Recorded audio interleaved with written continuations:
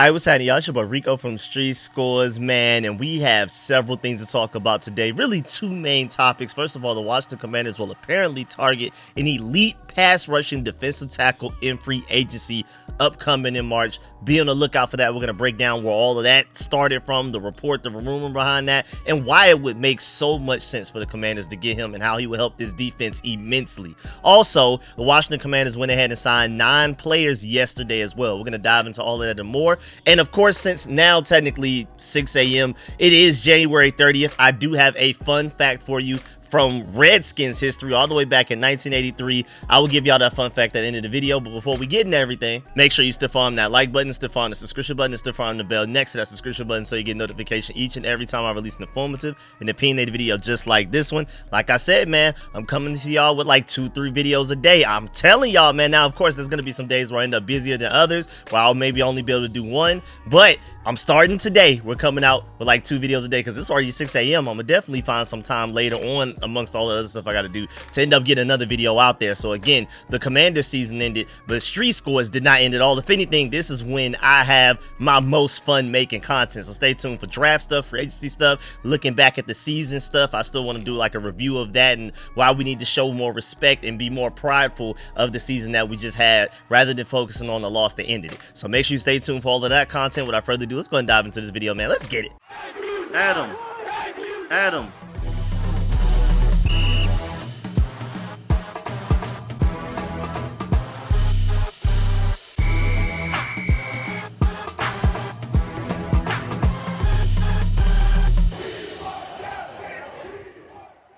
All right, so according to Jeremy Fowler of ESPN, the Commanders are a potential team to watch in acquiring Cowboys defensive tackle Osa Odighizuwa this upcoming free agency. And remember, head coach Dan Quinn and our current defensive coordinator and Joe Wood Jr. both have ties to Osa all the way back from their time with Dallas the past few years. I mean, they drafted this guy and then they developed him and got him basically to the point of how good he is right now. And it's even been quoted that they are a big fan of him, directly from Jeremy Fowler himself. We're going to dive into all of that. But first, let's just take it all the way back. Of course, he was a product out of UCLA. He went to UCLA from 2016 to 2020, and then he went in the 2021 draft, round 3, 75th overall. And he was drafted by the Dallas Cowboys in 2021, and he was with them all the way through the entire process. I believe that was Dan Quinn and Joe Wood Jr.'s first year with the Dallas Cowboys as well when they drafted him. So Dan Quinn's first year there, they brought this guy in as their 3rd round pick, and then his development throughout the course of the past few years, even the big step that he took even without Dan Quinn and Joe Wood Jr. this past season in 2024 with them being over here with the Washington Commanders, that was even pretty impressive. But again, going all the way back, I mean, he was a 3-star recruit. He wasn't on a lot of radars when it comes to like high school watch, because y'all know me, I'm deep into the high school trenches. Like I'm already on to 2027, 2028 prospects, especially guys in the state of Georgia. I mean, that's my backyard. So I'm gonna know like the 8th graders and up recruiting wise when it at least comes to Georgia. Like LaDainian Guyton, be on the lookout for him. Tyler Atkinson, look out for those guys. You know what I'm saying? I'm just trying to put y'all on to some names right now. Either way though, Osa was a 3-star recruit, the number 42 ranked defensive tackle in his 2016 high school recruiting class. Not 42nd overall, no, the 42nd defensive tackle specifically, not the 42nd defensive lineman, defensive tackle. A very overlooked and underrated guy for sure. But going to Jeremy Fowler's article, and just to let you know, his age entering the 2025 season is only 27 years old. Jeremy Fowler said, a disruptive defender who can bring energy and impact playability to the defensive front. Osa had 4.5 sacks this past season. His 30 pressures were tied with Jets Quinnen Williams for the 2nd most among defensive tackles out of the entire NFL this past season. Osa fits best as a 3 technique and can be a pass rushing threat in nickel fronts. Who does that sound like? Us, right? Also, Fowler's latest on it, teams we've talked to think Osa is the top defensive tackle available in this upcoming free agency because of his versatility, his durability, and pass rush traits. Washington is a team to potentially watch. Coach Dan Quinn has been a big fan of Osa from their Dallas days together. Again, Dan Quinn literally drafted this guy. He saw him develop and blossom into what he is right now. And I feel like that's very important to note that Jeremy Fowler has been talking to NFL teams, and they feel like Osa is the top defensive tackle available in this upcoming free agency class. Mind you, this is a defensive tackle free agency class that includes B.J. Hill, D.J. Jones, Sebastian Joseph, Javon Kinlaw, just to name a few. Linval Joseph. You have some names out there. Derek Nadi, Taven Bryan, I remember him coming out of the draft. Maurice Hurst over there with the Cleveland Browns now. There's a lot of notable names. Jordan Phillips of the Buffalo Bills, just to throw out a few names on top of many others. And NFL teams are saying to Jeremy Fowler, at least from the sources that he's heard, maybe not literally every NFL team out of the entire league feels this way, but at least enough feel that way for Jeremy Fowler to say that he's getting the idea. The temperature check around the NFL right now is that Osa is the best defensive tackle available in free agency. So that sounds like if you want to get him, you're going to have to pay pretty big money to get him. We're going to dive into what his potential contract can look like next year, because we have like exact numbers of a guy that's very comparable contract wise. So if we want to get this guy, buckle up. This is what you're going to have to pay over the course of this amount of years, just to kind of get a ballpark range of what it may cost. We'll get to that later. And I feel like that durability thing cannot be overstated. I feel like we can't emphasize it enough, because just to let you know, his rookie season, he played in 16 games, only started 12. That was because he was a rookie, and I guess they felt like he wasn't necessarily ready to take on a full-blown role. Since then, since 2022, he has played in and started every game every season since then. For the past 3 years, he hasn't missed a single game, hasn't missed a single start. When Jeremy Fowler says durability, I don't think people truly understand what he's talking about. We're talking about 100% availability. And we've had the issues with Jonathan Allen being out for like majority of the season. Deron Payne got hurt like going in, I think that in the playoffs, and it affected him to the point he couldn't even play against the Eagles. This is a guy that hasn't missed a single game due to health, I believe, in his entire career. Again, back in 2021, I believe he didn't play. He played in all 16 games that were available back then, only started 12. That was more so because of experience. They felt like he wasn't developed enough and ready. Since they felt like he's been good enough, again, going all the way back to 2022, hasn't missed a single game.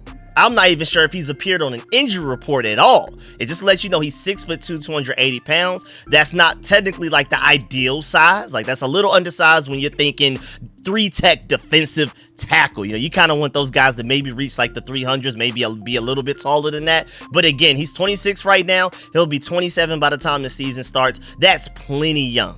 And we're talking about, we can take a look at some of his stats. Like, out of solo tackles with 33 this past season, he was 15th out of all, and this is out of all defensive tackles in the entire NFL. Now, granted, his assists with 5 was ranked 110th. That's his worst ranking of anything, because after that, he was 5th in forced fumbles with 1. He was 12th in stops with 30, 12th in sacks with 7, apparently. It's interesting that Jeremy Fowler said that he had 4.5 sacks but Pro Football Focus credited him with 7 sacks, which is ranked 12th out of all defensive tackles. Then you have 39 hurries, which is ranked 5th out of all defensive tackles. 14 QB hits, that's 4th out of all defensive tackles. And then 60 total pressures, that's 3rd out of all defensive tackles in the entire NFL. And then he didn't register a batted down pass, so we're not going to necessarily worry about that, even though that would be a nice trade if he could come with that as well. And then moving on, let's talk about overall grades. His overall grade was a 68.1 according to Pro Football Focus, which was ranked 38th out of 219 interior defensive linemen, defensive tackles. But his pass rush grade was a 78.5, which is ranked 11th out of all defensive tackles in the entire NFL. And then his run defense grade was only a 50.8, which is 116th out of 219. So I can already hear some people saying like, hey man, we don't need another guy that can't stop the run in the middle of our interior defensive line. But I feel like if you go and get Osa as your elite pass rushing defensive tackle, and then you make sure you get a guy that can truly stop the run next to him, and then you also have Johnny Newton in that rotation. We'll see whatever happens with Jonathan Allen and Deron Payne. I think we could truly fix our defensive line problem right there. I still feel like we need edge help, but defensive tackle wise, we will be set, because I feel like rushing the passer is more important than getting to the running back and stopping and running things like that. It's really important that we figure out how to stop the run, but if we can get to the quarterback constantly, or if he can get in the backfield and stop the run by getting to the running back so consistently because he's always blowing by the offensive lineman in front of him, I feel like he would be a home run hit, honestly, in free agency. It wouldn't be to the level of like maybe we traded for like a Garrett Wilson or something like that, but defensive tackle wise, you can argue there's no better you can do, especially this cycle right now. And again, mind you, like the grades I gave you, he was ranked just by overall grade. He was 38th out of all defensive tackles in the NFL, right? Well, when you look at the Commanders, Jonathan Allen was 72nd. Sheldon Day was 77th. Johnny Newton was 85th. And Daron Payne was 87th out of 126 defensive tackles. And when you want to look at specific things, Osa had the highest pass rush grade out of any of our defensive tackles, and it wasn't even necessarily close. And I know his run defense grade is pretty low, but it's only lower than Sheldon Day's. Out of that entire group of people I just named you, Sheldon Day, Johnny Newton, Jonathan Allen, and Daron Payne, it's only lower than Sheldon Day's run defense grade wise, but only by a little bit, less than 6 points. Whereas his pass rush grade is at least 10 points higher than any of the Commanders' defensive tackles from 2024. So this would be a huge upgrade on the pass rush side of the defensive line things. Again, he wouldn't necessarily come in and immediately help with our run defense problem that we have right now. But if you can get to the quarterback at the level that he has, that's going to be big time. Teams are going to have to focus on double team him. We're going to talk about those advanced stats as well because he's one of the most double team players in the NFL. That's only going to make things easier for guys like Johnny Newton next to him, or even our edge rushers. They'll see more single blocking out there, and if we can get like an elite edge rushing talent that requires double teams, well, somebody's always going to break through no matter the play. We could just rush 4 and get to the quarterback with that type of defensive line. I feel like he's not like the final answer, but he would be a huge piece of the solution that would finally allow us to rush 4 and still get after the quarterback, and then allow us to drop 7 in coverage. And then how do you even possibly try to pass against that? That's why the Eagles defense is so dominant, because they can get to the quarterback with only 4. The other 7 guys are covering, and you know how difficult that is to pass against. I feel like we could become that, and Osa is the first big step to achieving that for the Washington Commanders. And don't forget just seasons. I mean, let's talk about how he's had elite flashes at time as well, because just this past season, week 15 against the Carolina Panthers, he had a 91.2 overall grade, second out of any defensive tackle in the entire NFL that week. He had a 91.6 pass rush grade, second out of any defensive tackle that week, and also 6 pressures, which was tied for third out of any defensive tackle that week. Also, just to let you know, Osa, up to that point in the season, had the 3rd most pressures among all defensive tackles in 2024 with 51 up to the point of week 15. And then also in that first Cowboys game back in November 24th when we played them, Dan Quinn and these guys, Cliff Kingsbury, Jaden Daniels, got to see it themselves. Osa had 7 pressures on Jaden Daniels, 3 quarterback hits on Jaden Daniels, and 4 hurries versus Jaden Daniels, all in just that one game. I mean, dangerous stuff, very disruptive. Also, up to that first game that we played, the Dallas Cowboys, that November 24th game, Osa had generated 10 pressures while being double teamed up to that point in the season, which was the 6th most in the entire NFL. So even while double teamed, he's still very efficient. And it's not just even like a flash in the pan one season type of thing where this was just only 2024 where he's been really good. Even back in 2023, look at this chart right here. We're looking at most quarterback pressures while being double teamed in the 2023 season entering week 10. Quinnen Williams was number 1 with 15. BJ Hill was second with 13. Tied with BJ Hill for second was Osa right there, even above Ed Oliver and Jaron Reed of the Buffalo Bills and the Seattle Seahawks. If you're not convinced there, how about this chart to kind of show what company he's in? Through week 14 of the season, we're looking at pass rushing rates at defensive tackle in that 2023 season, the same season that we were talking about with the previous chart. And you see his name up there at the top, only in the same company as Aaron Donald, even above Jalen Carter. You have Dexter Lawrence kind of over there in a different way, but that just shows you the company that Osa keeps when it comes to being a very disruptive defensive tackle, especially when it comes to rushing the passer, because we're taking a look at pass rush win rate. And then we're also talking about how often they're double teamed, and this guy is still extremely efficient. That means he's been double teamed, looking at this chart, more than Jalen Carter, and yet still had a higher pass rush win rate than my Georgia Bulldog Jalen Carter. And we all know how dominant dominant Jalen Carter is, Osa is flying under the radar at like a severe level right now. I really hope other NFL teams sleep on him, because I'm pretty sure Dan Quinn wants him, and these charts show you exactly why. But now let's come back to 2024. Up to December 12th of this past 2024 season, Osa had 27 pressures over 199 snaps, which is a 13.6 pressure rate in just like a 6-week span. Let's just go 6 weeks leading up to December 12th. That is the most pressures among defensive tackles in that time span out of the entire NFL. He went on like a 6-week streak in the middle of the season where he was arguably the most dominant pass rushing defensive tackle in the entire NFL. And of those 27 pressures, a third of them had come when facing a double team, and that was the most in the NFL in that 6-week span as well. You could again argue, double teamed or not, still the most dominant defensive tackle in that 6-week span this past season. And then moving on to Pro Football Focus, they ranked their top free agency guys available this upcoming free agency class, and they had Osa 30th somehow. I don't know how they had Osa 30th, because Jeremy Fowler in his article had Osa 10th. Like that was like the whole purpose of that article. Pro Football Focus disagrees. They feel like he's 30th. And they said that his top free agent comparison would be Nnamdi Madubuike. They said Osa is another interior pass rusher with very strong underlying metrics that haven't quite translated to major sack production through nearly 4 seasons. While the Dallas Cowboys season fell off the rails as injuries piled up, Osa stayed the course and played some of his best ball of his career over the second half of the campaign. The 2021 third-round pick is quietly one of the more underrated defenders in the entire NFL, regardless of position.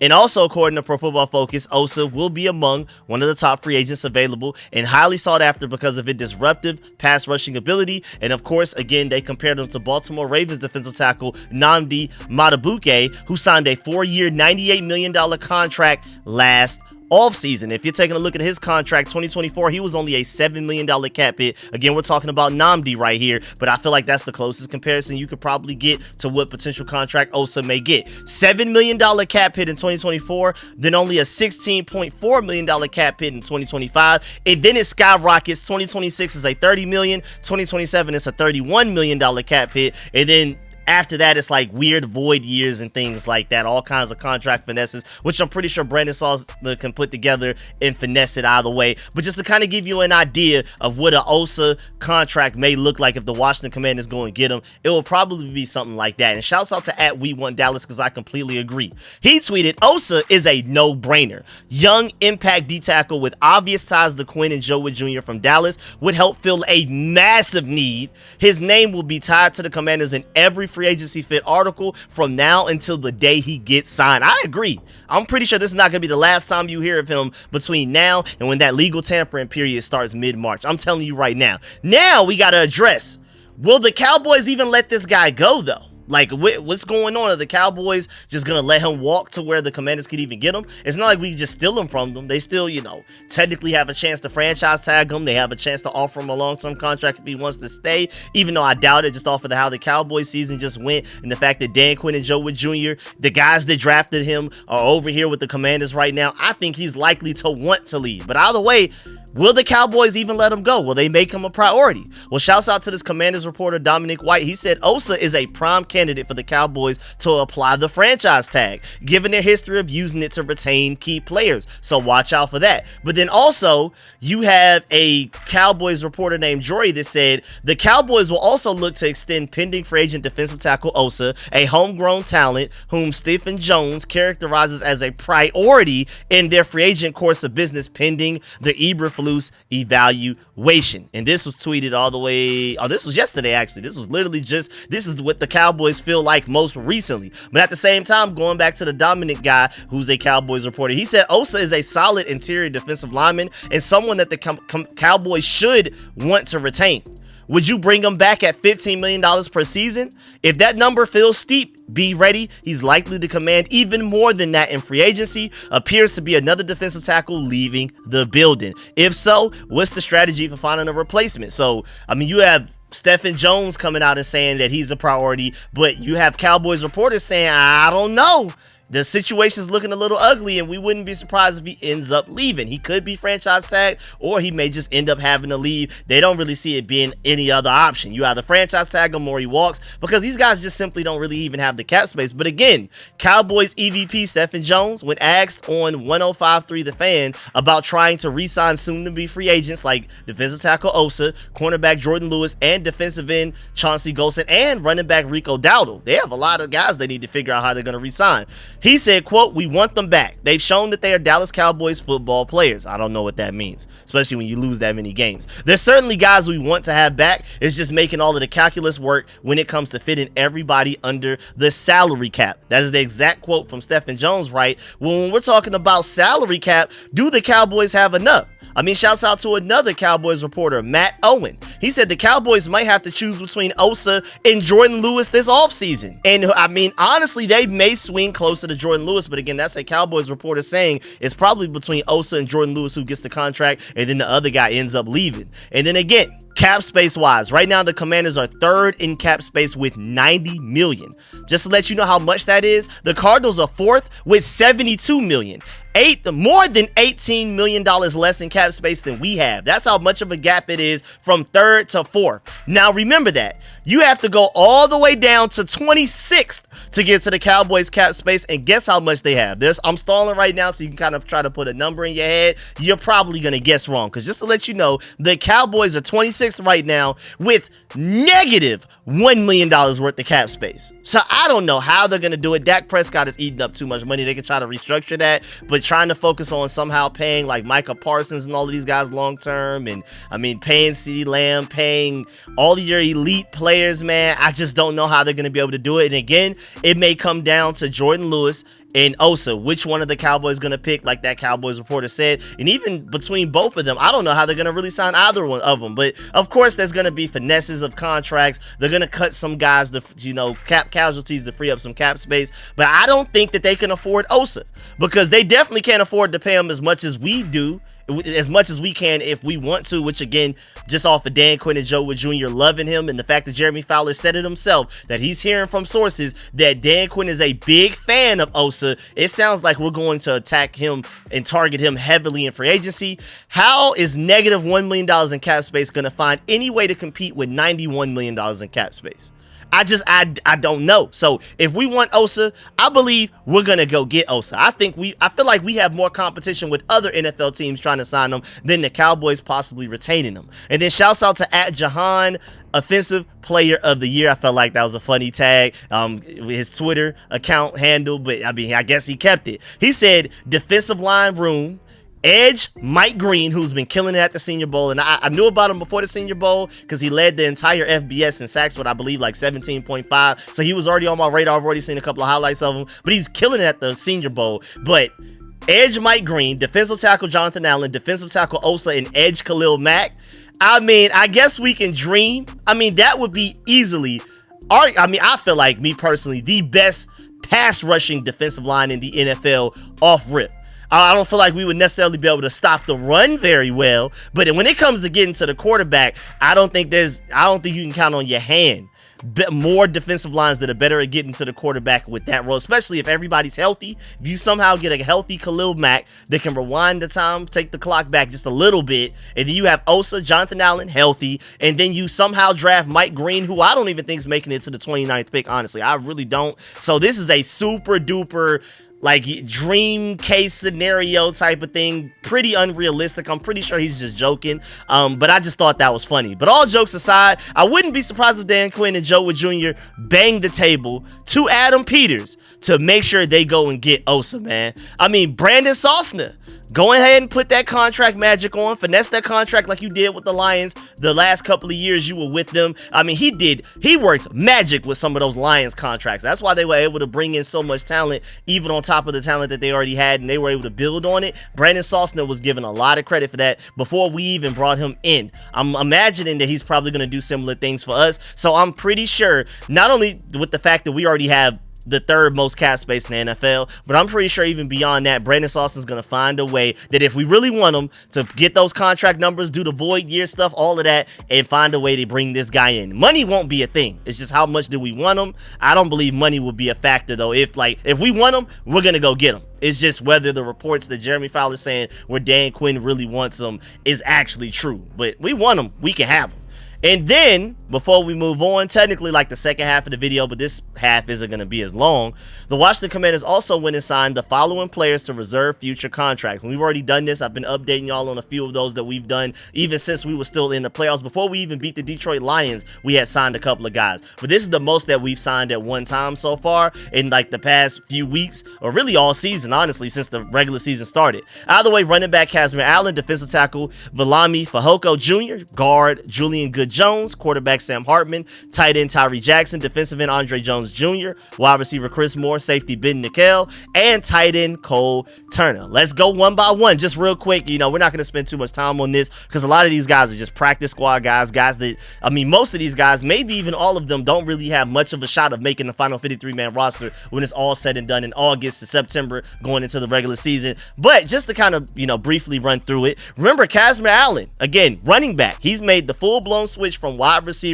to running back, and he has some return potential there as well if we want to add him to the mix. Because don't forget that Jamison Crowder right now, our starting and most reliable punt returner, is getting up there in age. He's only getting older. Austin Eckler is an injury risk on returns. I love him. He's our most electric returner right now, but you may not want to risk throwing him back there. And then Olamide Zaccheaus has been inconsistent with his hands on returns, muffin punts. And then Luke McCaffrey was pretty good, but not elite. And then against the Eagles, he was muffin returns and dropping the ball and things like that. He was inconsistent with his hands in that game. So I don't feel like we just have enough of a return room right now, enough kick return, punt return competition to where they just aren't looking for more return options this offseason. So don't be surprised if Casimir Allen is in the mix while we have this big expanded 90-man roster before we got to narrow it down to 53.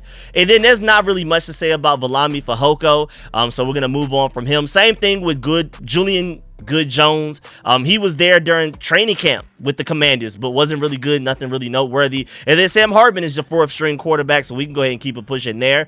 But you do have Tyree Jackson, who was a quarterback coming into the NFL, but he made the transition to tight end. And remember, I told y'all that like when you change you take all of his combine measurables and everything he tested, and you change him to a tight end, he has a 9.83 relative athletic score. Athletic freak. The only thing really holding him back was his weight. He's like technically underweight for a tight end when he was weighed at 249 then, but he's gained weight since then, and he's like a freak tight end with some high ceiling, but it's similar to the whole, I guess, Samus Reyes situation with the freak athlete. Didn't necessarily work out, but he's not that raw. He's more of like a Logan Thomas that like transitioned from quarterback to tight end. We'll see how that works. Or maybe like an Armani Rogers, but maybe not as freakish of an athlete. So we'll see what happens there. It's a high ceiling guy, low risk, high reward potentially, but I'm not betting any money that it works out. Just letting you know that is at least a guy with some ceiling to him, where a lot of these guys, we kind of already know what they are. They're career backup, practice squad guys.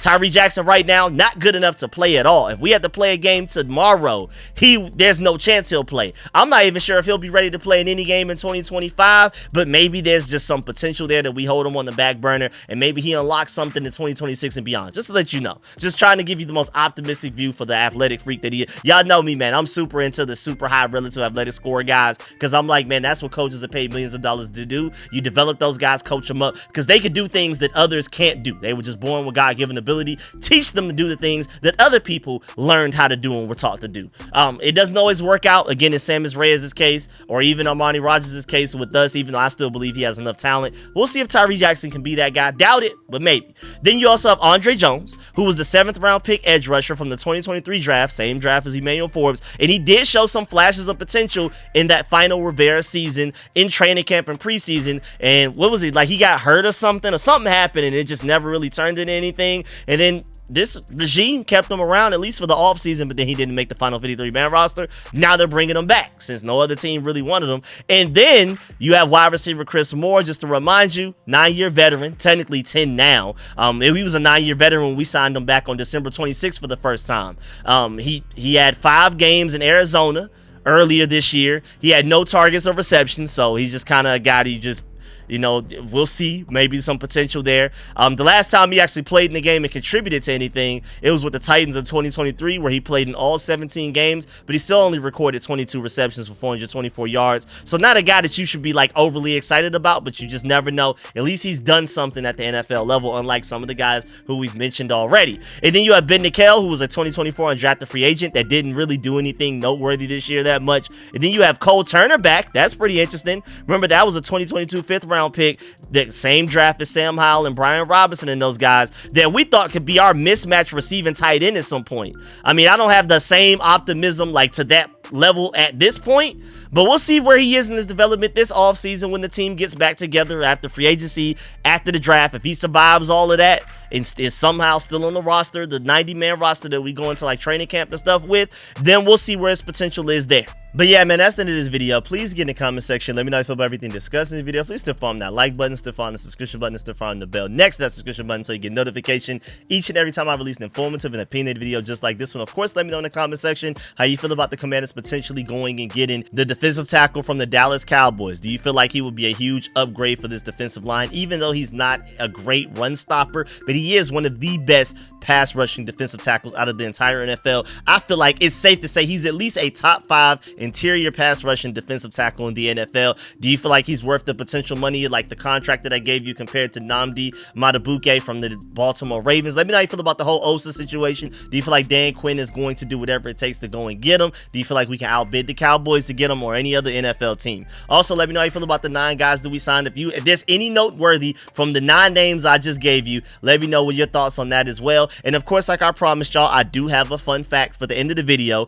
On this date, January 30th, in 1983, MVP John Riggins of the game rushed for 166 yards, the biggest chunk of them on a 4th down, 43-yard touchdown run for the go-ahead points in the 4th quarter as Washington beat Miami 27-17 in the Super Bowl in that 82 season.